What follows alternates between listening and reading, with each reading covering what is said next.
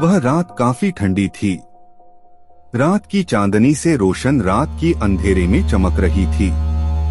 गांव के बाहर एक हवेली खड़ी थी जिसमें एक अजीब सा बुरा एहसास था। लोगों के मुंह में बस एक ही बात चर्चा की जा रही थी, हवेली में भूतिया अतीत है।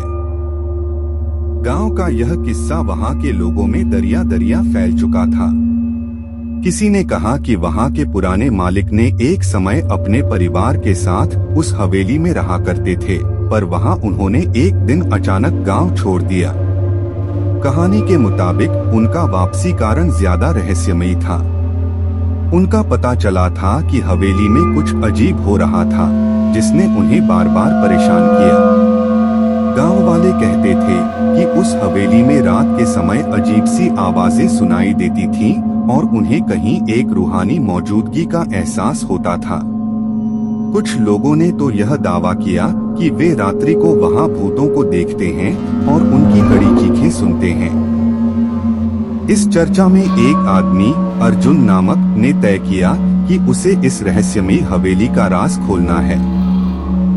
वह अपने दोस्तों को साथ लेकर हवेली की तलाश में रात के अंधेरे में निकला। जब वे हवेली के पास पहुंचे तो उन्हें वहां से कुछ अजीब सी आवाजें सुनाई दी। वे धीरे धीरे हवेली के दरवाजे की ओर बढ़े और वहां से एक भूतिया चीख सुनाई दी। लेकिन अर्जुन ने अपने दोस्तों को साहस दिया और वे हवेली के अंदर घुस गए। हवेली के अंदर की दौड़ती हवा और चीखें उन्हें भयानक लग रही थीं। वे धीरे धीरे आगे बढ़ते गए और एक कमरे के दरवाजे को खोला।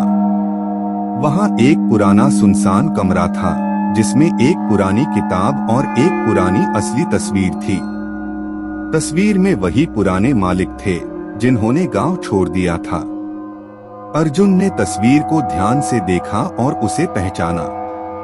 तब उसे एक विचित्र और भयानक सच्चाई सामने आई।